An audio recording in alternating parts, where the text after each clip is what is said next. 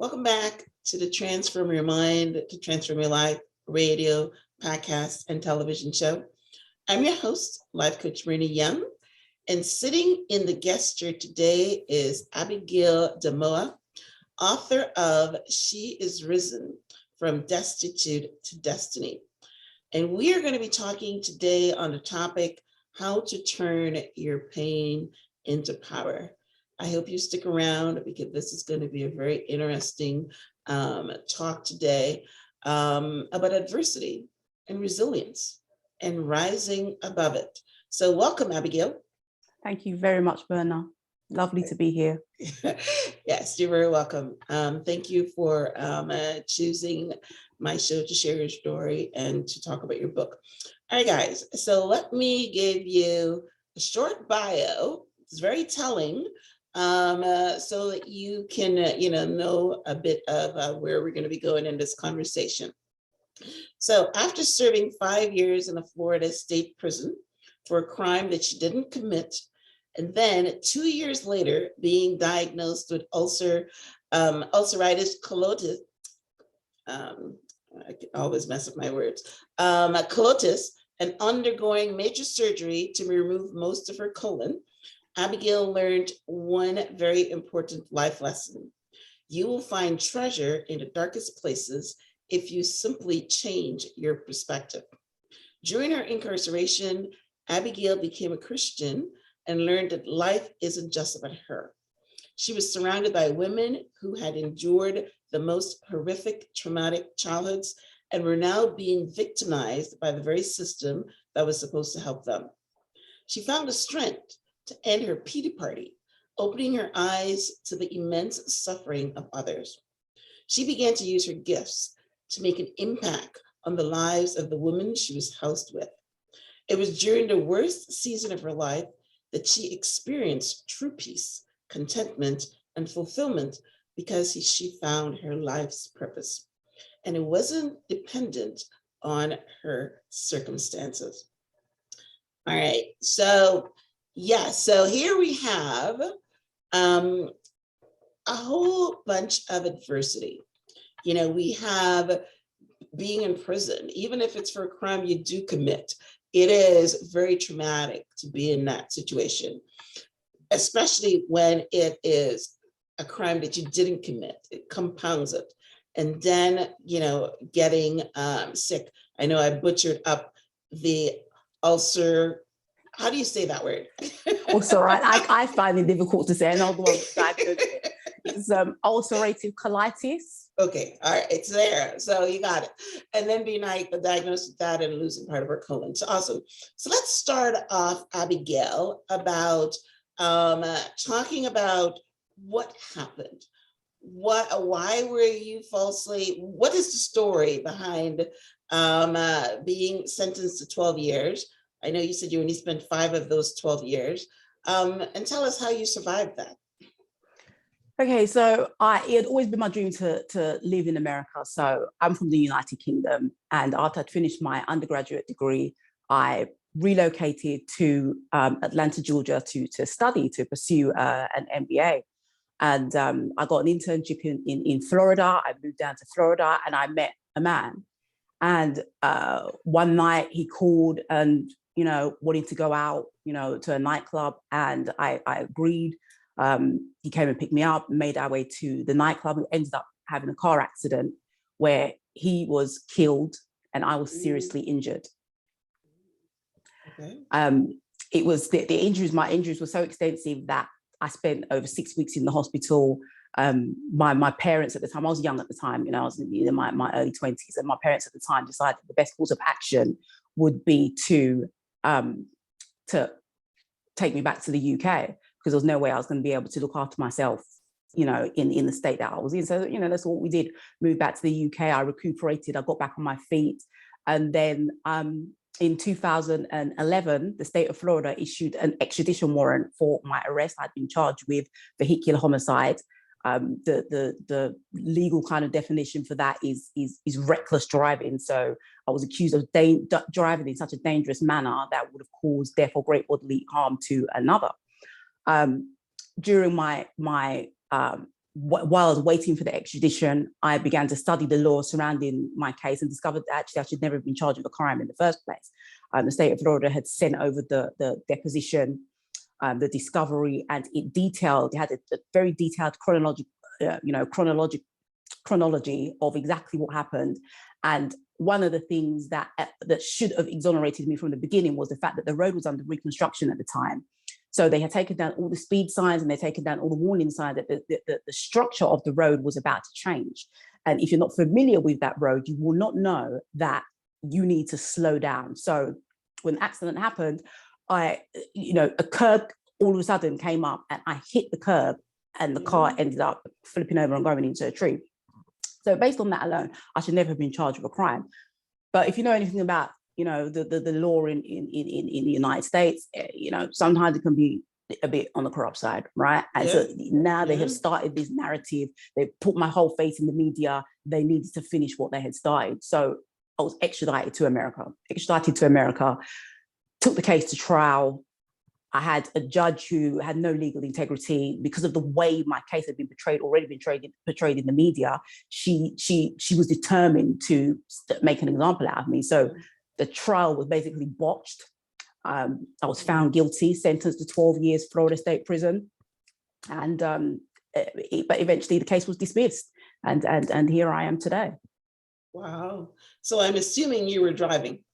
Yes, I was the driver. Yes, you were the driver. And reason being, it wasn't my car. Well, yeah, that's what I thought, because he came to pick you up, right? He came to pick me up, and the reason why I was driving was because he got so drunk that he was unable to continue on the journey. And I'll loop back to that in a moment.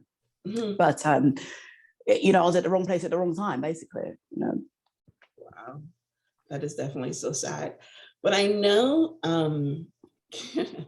you're right. I don't want to focus on it, but I'm going to mention it because it's come up in my head that the justice system in America, I don't know about the UK, but the justice system in America, they're always trying to make scapegoats of Black people. They always try to, like you said, they wanted to make an example out of you, right? Extradite you back. I mean, you were hurt. The person in the car was killed. I mean,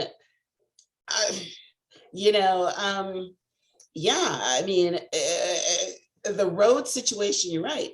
There shouldn't be any reckless driving except I guess they're saying that you were speeding. So, but the fact that the case was dismissed, I'm assuming that you've cleared your name.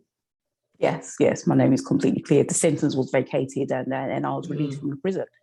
Right. Did you get any money for it? No, absolutely not a penny in compensation, because the state of Florida had laws to protect themselves against wrongful convictions. So I was locked out of financial assistance there. When I came back to the UK, it's not our problem, go on benefits, So, but that was it was a catalyst for me. It was a driving force behind what I do now, because I had to start my life from scratch, So I had to use the gift that I had been given to build a life for myself, because I didn't have, I came back to nothing, and it worked out. It worked out for my good. Yeah. Well, they say that a lot of times we have to go through the tunnel. We have to go through the adversity. We have to be beaten down all the way to the bottom. Correct. Before we find our purpose and before we find our gifts. And we all go screaming into it because we really don't want to have to do that. And I'm in this space where I interview a lot of people. And I remember talking to this, woman that, her husband died and she started her coaching practice on that. And you're saying, yeah, well, why do I have to go through the pain of, my husband dying in order for me to get at me? In my case, mine was not as bad. I was fired. It's a softer blow, you know what I mean? But a lot of people is the same way, they're fired or jobless, and then they find what's in the depth of their souls. it always needs a fire starter, Correct.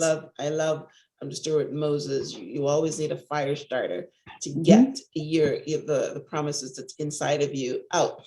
So Mm-hmm. yeah, so sorry to hear about your story. When you say a crime that you didn't commit, I'm thinking that somebody accused you of murder, and you know what I mean? So I'm glad it was like vehicle manslaughter and something like that. So you don't have to, deal with, the emotional side of that kind of thing.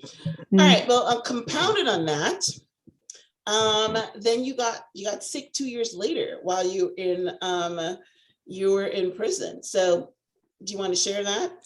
Not while I was in prison. When I came out, it was after my release. 2 years after your release. Okay, yeah, so I read it after that my release. 2 years of your 5-year sentence that happened. Okay, so you didn't have to go through that in prison. No, when I was out. Right. Thank God. Okay, thank God. Right? Yeah, because it was big. Oh wow. Oh, I know, right? Because they don't even care about you when you're in there, much as to give you care and all that. Let alone. Okay. All right. So it was a compounded thing. So how did that help you too? So, I wasn't raised in a Christian household, but I had a lot of Christian friends around me, and if there was one thing that I learned from them, even while I wasn't a believer, was that they had this ability to see past their circumstances. So before I had even arrived in America, they were already speaking life into my situation. They were already telling me that this is going to work out for your good. Something good is going to come out of this. And I wanted that.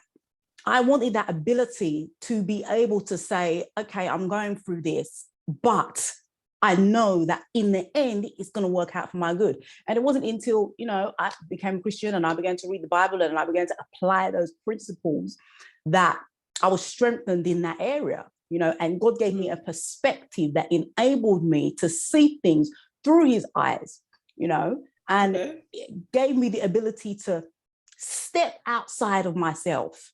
I said, as you so rightly mentioned, that I was surrounded by people who were suffering, who have been through, women who have been through, I'm talking the worst, heinous things.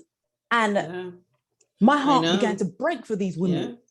We're usually the victims. We're usually someone's punching bag. Yep. Until you really, you step outside of yourself and you realize, hold on, there's not only is it that people are going through much worse situations than I am, but I had to reframe my situation to say, okay, I'm here now. What can I do while I'm here to make an impact on the lives of the women that I am housed with? Because I had a writing gift, and there were women that couldn't even write, couldn't read or write. Yeah. And I remember the very first time I tapped into that, when something comes naturally, you don't think about it. It's just something that you do, right? And there was a woman that I was, they call them bunkies in prison, and she was sitting there trying to write something, and she kept on scrubbing the paper and throwing it on the floor. And I asked her, what's going on? What do you need to write? And she had a terrible situation where her children had been taken into DCF custody because of her arrest. So I wrote a letter for her, explaining the situation, speaking in legal terminology and so on and so forth. And because what she wanted was for her children to be put into the custody of her sisters. And lo and behold, that's exactly what happened. 2 weeks later, she came back. I mean, she was in floods of tears. She was, so grateful that I took the time out to do this for her. And it was at that moment that I realized that one, my purpose is connected to my gift. And number two, my purpose has nothing to do with me. It is to enrich the lives of the people that I'm surrounded by. So from that moment, my prayer changed from, Lord, get me out of here. I can't take this anymore, to who are the people in here that you want me to impact? And that set off a tsunami of work. People just started coming from left, right. People needed things. They needed clemency letters written, probation letters written, letters written to their family. And it was one of the most fulfilling, not one of the most, I think it was the most fulfilling aspects of that time. Yeah. As you were talking, I was remembering another story similar to that, where, yeah, people that are in prison that can't read letters and, can't write, and I'm thinking going back to Malcolm X, but I could be wrong. But I've heard that situation, and I know that when you're able to help another human being and help them to succeed in something that otherwise they would not have, then the pleasure that you get from that is amazing. And the Bible says it's more pleasurable to give than to receive. So correct. when you do that, yeah, you get immense pleasure from it. Yeah. And also the Bible says that you will also be stacking up blessings for yourself. That when you give and when you help, then it helps your situation as well. So yeah, I mean, the fact that you started helping women, then what happened to you? Your case was dismissed, so it was in your favor. So all these things and the generosity that you're doing is pretty good. Now, how did you take ownership of your situation? You know that you were you were driving the car and maybe you were going a little fast and someone did die. So what was your internal dialogue by taking ownership of that situation? Yeah, I dropped the victim mentality. It's so easy when you're going through a situation, whatever it is. It's so easy to point the finger and say it's your fault that I'm here. But that is you're not helping anybody. You're not helping yourself, and you're not helping anybody. When I was in that state, when I was in that realm of, I felt so sorry for myself. Such an injustice has taken place.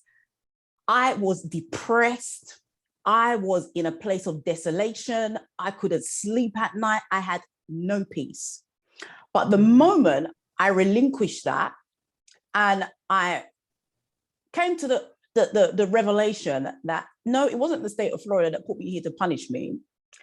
I was placed here strategically to be empowered and then to empower.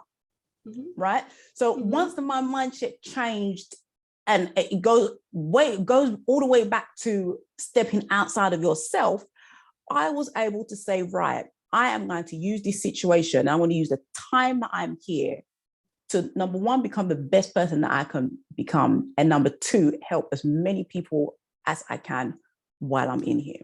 And that is exactly how I took ownership of that situation. I took the power out of the hands of the state of Florida. Yeah. Well, victims have no power. So they always say that.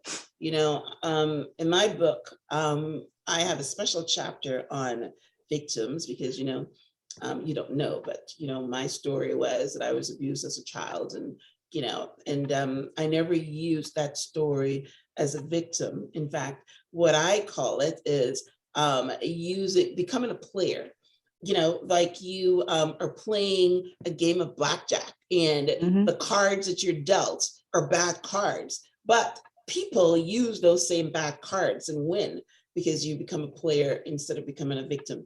And that's exactly what you did. You became a player in the game. You decided that these are the cards that I've been handed. I am here, if you were to go chronologically, you might ask yourself, like, why did I go out? Why did I drive? This and that, and beating her up and say, what ifs, right? But you said it happened. There's no way you can go backwards. All you can do is make the best of the situation that you have right now and use it to help people and use it to learn. So you decided that you weren't going to become a victim. What is the lesson that you took out of that? Were you able to equate it to a Bible lesson? Because I almost want to talk about two things. I want to talk about Joseph that was thrown in prison and it was strategics of God to put him in a place, which is what you just said. And I also thinking of a Job, which is the chapter I'm reading now on the Bible of all the bad things that happened to him. And he used it for, to say that, God don't only do good things for you. God do good things and he does bad things too. So, yeah. And that there, Joseph was one of my favorite stories my favorite story in the Bible. And it wasn't until I actually got to that Genesis chapter 37 and learn that, that Joseph was put in prison Yes. for a season to mold him and Yes. shape him into the man Yes. of God that he had been created to be. So Right. I knew that Mhm. my times were in God's hands, just based on that story alone, and taking the lessons, I learned a lot from Joseph, his mindset during that time. The same way he refused to be a victim, he Right. used his time to assist other people. Yes. He interpreted That's the dream exactly of the what he butler did. and the baker, Right. Right. Yes. because he wasn't thinking about, okay, me, pour me another drink. He was looking for others to assist during his time while he was incarcerated. And it was that opened the door Exactly to his victory. Yes, exactly. Right. So they says, well, this is the guy that reads dreams. Go bring him to me. And that's how he was introduced to the king. Yes, you're very right. Right. So it was a very powerful story for me. And I used that to really, empower myself and say, well, if it happened to Joseph, it's the same thing is going to happen to me, because the same way God had given me dreams and visions. And I knew that, okay, I'm not living the dream and the vision now, but it is this situation here that is going to lead me to the destiny that God has for me. And I had to remind myself of that daily. Yes, that's amazing. That's amazing. I'm loving this. So, all right. So you found a way to go above your circumstances by having your friends speaking to you, speaking to your life. You accepted Christ. You read the Bible stories, and you were motivated to realize that this is only for a season, that it's going to work out for your good. But in the housing situation that you were in, you talked about there being a lot of women that had really bad things happen to them. So someone that's listening right now, what do you think the biggest challenge of someone that has been in maybe in a prison situation, or they're in the wilderness, they're going through a difficult period in their life. So what do you think their biggest challenges are? I think in general, I think the biggest challenge when it comes to life circumstances is fear. The acronym for fear, one of the acronyms for fear is false evidence appearing real, right? So what happened to me, initially was that I had convinced myself that I was never going to get out of prison. I was going to serve those 15 years and my life was over. Yeah. Why was I convincing myself of that? Because my mind was telling me that was going to happen. The mind is a very powerful tool. It's the most powerful tool in the body, in the human body, but it will either work for you or it will work against you. So when you are afraid of something that you cannot see, it's the imagination that is informing you that this thing is real, but you actually have no evidence to prove that it's real. You're just overthinking, right? So you need something to neutralize that fear. And the only way to neutralize that fear is through faith. And that faith says, hope is the evidence of the, faith is evidence of things hoped for. No, you know what I'm trying to say. In fact, I just wrote it down as one of my scriptures for the week. Faith is the right, evidence of things not seen. Right. You know what I'm saying. Right, exactly. I just wrote it down because, my pastor was saying that these are some of the scriptures that you should write down, and I try to remember. We all know it, but you're right. It's sometimes it's difficult to get it right, and that's one of the things. But yeah, I didn't even, I say that all the time, that, in fact, I wrote several speeches on that topic, that fear is false evidence appearing real. But I didn't even know who said it until my pastor actually talked about the fear this Sunday. He was talking about faith, he was talking about fear and the evidence, and it came from one of the old presidents, Eisenhower, or one of those guys. But yes, but fear is a killer. One of the reasons I named this show, transform your mind to transform your life, because the mind is powerful. It is very powerful. Extremely powerful. Mm-hmm. I tell you, there's so many things that you can do when you change your mindset. Another thing that I love about, and it applies to your situation, another acronym that I use all the time is change the way you look at a thing, and the thing you look at will change. And that's from Dr. Correct. Duane Dwyer. So you just change the way, if they change the way they look at the thing, you were going to doom and gloom. They were probably going to doom and gloom. You're talking about the lady that was, was afraid for her kids. There's so many things. But anyway, keep going. Yes. So Yep. you've got to condition your mind to believe that it's going to work out for your good, And I think one of the main problems that we have in life in general is that we're not prepared for adversity. Adversity is a fact of life.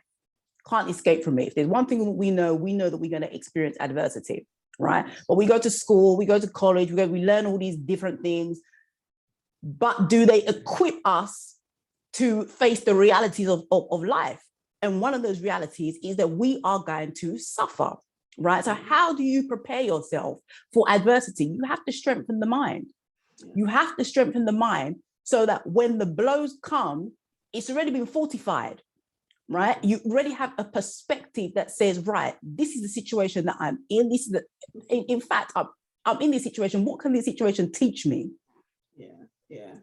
Yeah. Listen, I'm loving this conversation. I love it. That's one of the reasons that I'm a well-versed reader and, a learned person, because I picked from a whole bunch of things. I picked from the Bible, I picked from the books that I read, but now I'm picking from Buddha, because that's basically what Buddhist philosophy is, that we know that you're going to suffer and prepare your mind for suffering. I said I'm reading Job right now, and Job said that, you can't always expect good things to happen to you. Then One of my other favorite saying, and is that like fish caught in a, not my favorite saying, but one of my other scriptures from the Bible that says like fish caught in a net, right? You never know when trouble is going to come. I'm sure that when you left your house to go to a party that day, you never imagined that would be a change of your life. You got caught in a net. Yeah, you got caught in it, and you never know when it's gonna come. You never know when it's come. One of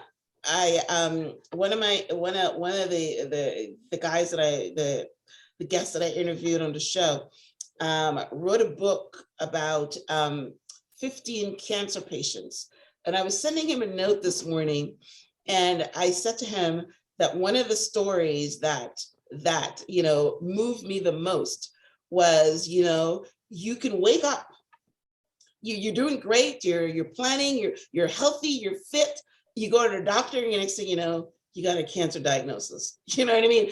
It's something that happens. And I think in the Bible, it was saying, you're alive in the morning and at night you're dead. So yes. You never know when things are going to happen, but yes, we don't believe that we're going to die, and we don't believe that we can get sick and things can happen and adversity can happen. We're not conditioned for that. So how do you think that women in our demographics can control our minds so that we wouldn't suffer when bad things happen? Get into a spiritual practice of meditation, prayer, and for some, if you're capable of doing so, fasting, because it's scientifically proven, number one, that meditation fortifies the mind, right? Without going into the science of it, it strengthens the mind, and people who meditate are able to protect themselves against adversity in a way that they are able to reframe their situation, right? So they don't allow their thoughts to control them, they control their thoughts. Right, but that has to be a practice. Everything's about consistency. You can't expect to go to the gym tomorrow and look like Beyonce. It doesn't work like that. You've got to go consistently every day, get into a routine of it, and it should become a normal part of your life to spend your time in meditation. And when people think about meditation, they think, oh, you're sitting there, you're humming, and no, it is rehearsing good things. Right, so you can just find one verse. One verse that really spoke to me during that time is that God has not given us a spirit of fear, but one of power and of love and of a sound mind. I carried that with me in my heart, and anytime I started to think the worst, I would push that thought out with that verse, whether I spoke it out or whether I, what was turning it over and over in my mind. And what that did, because now I'm not focusing on one situation, I'm focusing on the promise, I'm focusing on something that is going to edify me, something that is going to benefit me, and I think that is a key principle, not just meditation, but just aligning yourself spiritually so that when those adversities hit, you are able to embrace them. Yeah.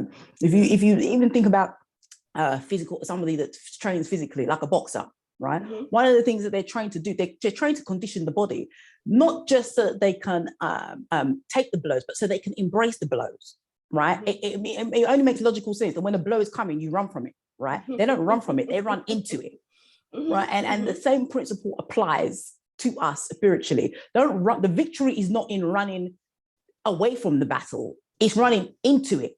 Yeah. And looking at it, unpacking it in a way. With God's help, right? Yes. You have to have God's help. Come on. Right. And unpack it in such a way that adversity actually turns into your friend and not your enemy. Yes. Hey, you're talking my language. That's exactly what I do. I just started, I meditate every day myself, and I recognize that meditation, like I haven't had any major adversities, hit me or anything like that. And I'm not equipping myself to what you've gone through and what a lot of people go through. Haven't had that yet. But I know the meditating stops you from reacting, right? It stops you from reacting to the small little nuisances. You know what I mean? You don't react and fly off the handle or whatever. When things come your way, you take them like a boxer would take a punch. So you're right. It's fortifying your mind. And if the big things happen, the big T traumas, as they call it, then you're able to withstand it better than someone that's not fortified the mind or meditating or working on their mindset. Because your mindset, again, is a very, very, very important tool in all this. So that's amazing. Now, one of the other things that you talk about, Abigail, is that you're able to find peace in the midst of a crisis. And I know that you mentioned that already, that as soon as you started helping people and seeing what you can bring to their lives, you found peace. Now, you're equating your story to Joseph. So how, break that down for us. I think one of the most important things that we as humans need is vision, right? When you have a vision for your life, and I don't just mean some random scanty vision, a clear vision for your life, so you know where you're going. Joseph knew where he was going, right? He knew from the dream that God had given him that he was one day going to become a man of great stature. He didn't know how it was going to happen, but he knew that it was going to happen, right? So when you have a vision for your life, you understand that where I am now, and not just any of a God-given vision, right? You understand that where I am now, I've been strategically placed here, right? And I am on my way to something greater. So your peace comes from not focusing on the crisis, but focusing on where you're going, right? You can see where you're going in the horizon, so you work towards that. I spent a lot of time in the prison mentally rehearsing what I was going to do when I got out. Things like this. I thought about them, I envisioned them because I knew that was the direction that God was leading me, and I was being prepared for it while I was in there. We had certain things, in the church and so on and so forth, where I was always picked to be the speaker. Why? Because God was preparing me for that platform, right? So I knew where I was going. And because I knew where I was going, I prepared for it. And I refused to allow my circumstances to dictate my position, So do you have a prison ministry right now where you go talk to women in the prison? Yes, I go and talk to the women in the United Kingdom. I've kind of had to, put it to bed right now because we've got the coronavirus thing going on, right. you know. But when Okay. when we're not in a pandemic, then yeah, no, I go into the prisons now. Yeah, because your story is powerful. Your story is powerful. Yes. And all we need to do is give people hope. Correct. Let them see that you've gone through it and you're out on the other side. And that's why we write books, and that's why we share your story, because it's a testimony and it's powerful. All right. So you've written your book, and it is called She is Risen from Destitute to Destiny. And your tagline there is turning your pain into power. So one part of this question is, before you talk about your book, when you go into your prison ministry, or whoever you speak to, women in the wilderness everywhere, how do you teach them to turn their pain into power?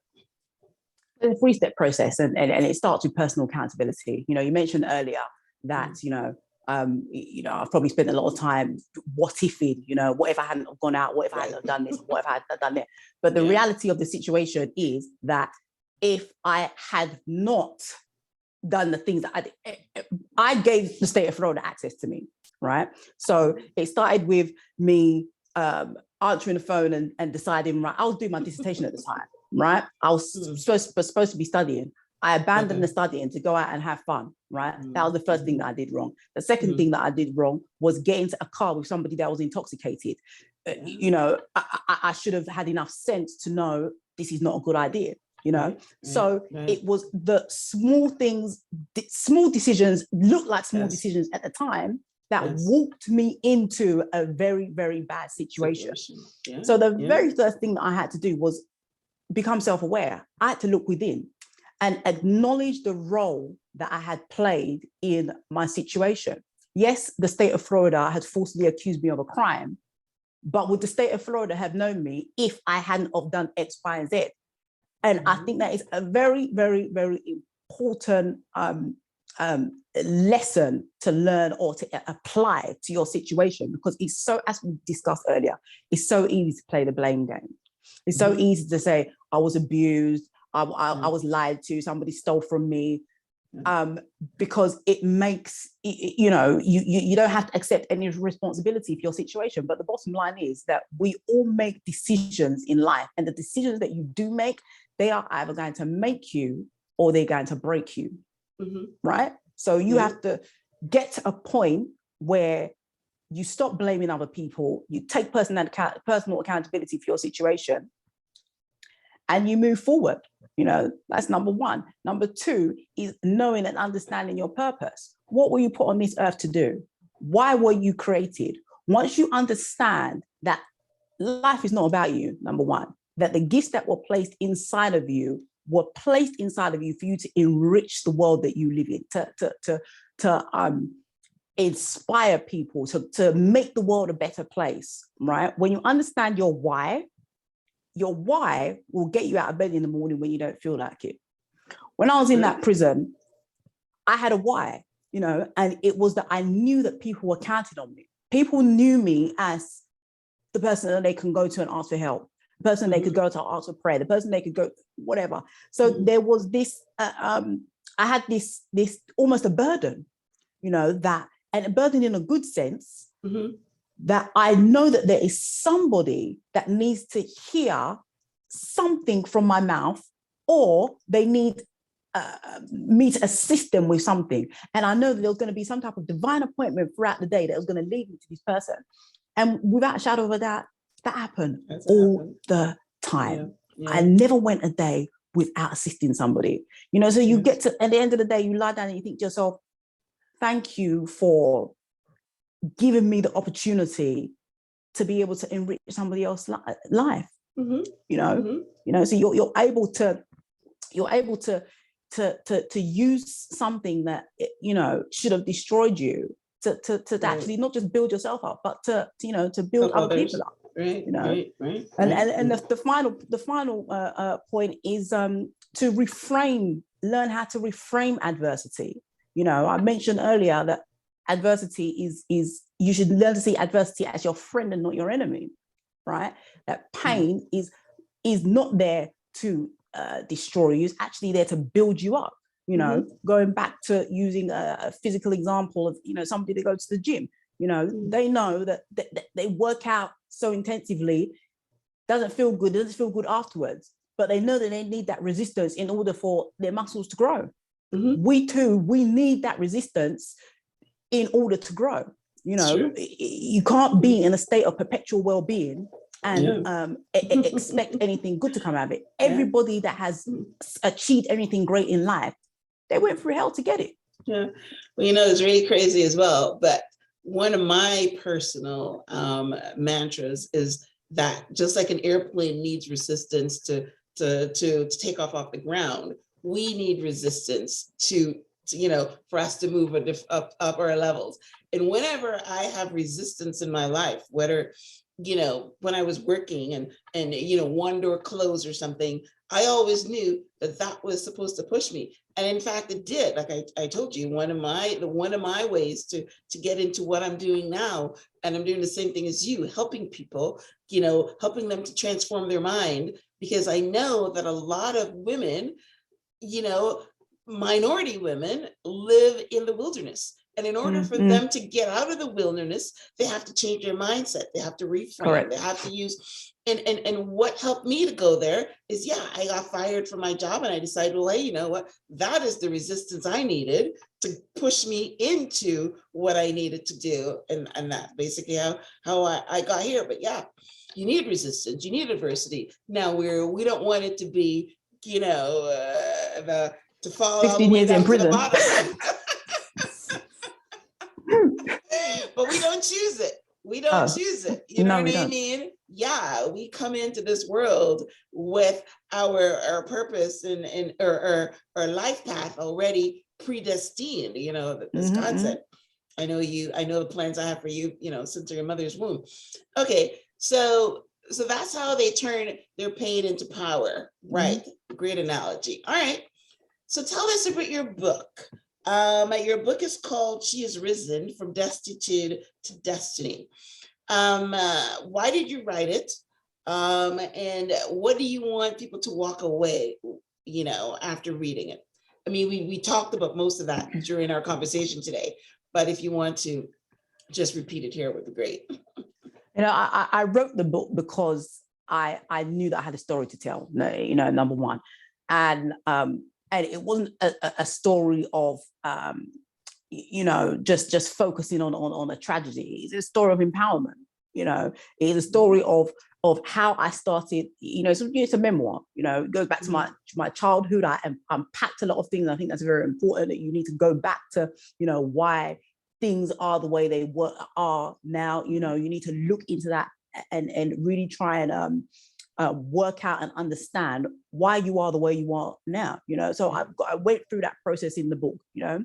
I went through the process of, you know, I had a very turbulent teenage years, you know, again, connected to childhood, you know, I speak about that a lot, you know, but despite those things, despite those challenges, I still managed to make something of my life, you know, and it didn't come easily. It didn't come easily at all. It was a very, very difficult situation and a very, very difficult process. And I wouldn't wish it on my worst enemy. But what I do know is that your pain will become power if you change your perspective on a situation.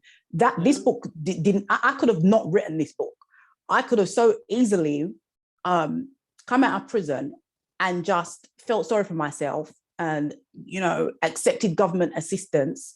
And nobody would have blamed me. And blamed the boyfriend, if you want to call him the boyfriend. You know, blame the boyfriend. Blame me, you know, if he hadn't been dropped, blah, you know, I could have done all that. Yeah. Nobody would have blamed me. People would have actually been able to understand, but that's not helping anybody and that's not helping me. No. You know, so I had to look at the situation and say, right, what have I learned from this? And not only what have I learned from it, but now what can I, you know, teach other people about how to overcome adversity? Because as we've said, you're going to go through it, you know, and it's not just, you know, one of the things that helped me when I was in prison was listening to, you know, people used to come in, they'd have different prison ministries and, you know, terrible stories, but they got through it. and that was something that inspired me. I said, right, okay, if they did it, I can do it, So that's now one I'm of the taking that reasons same position. Well, that's the reason I asked you if you're going into the prison and doing ministry, because I know your story is powerful. And, I mean, listen, we're on the radio right now and the podcast. I mean, you're blasting it from, from the mountaintop. Not only the people that are in prison that's going to hear this, but, people all over. And like I said, it doesn't have to be someone in prison, but I started I call it a ministry for women in the wilderness. And the wilderness could be any dry place, Correct. Right. So anyway, go ahead. So I have a writing gift. I write for a living. You mentioned that, right? So I use that to write my own book, and tell my own story in from my own perspective. And I'm looking forward to it being a major impact. Okay. Yes, that's great. I love it. Now, you said that you equated your story to Joseph, and I'm glad that I was, intuitive enough to sense that. But you made the title "She's Risen," so you're also equating it a little bit to Christ. Correct. Bridge that for us.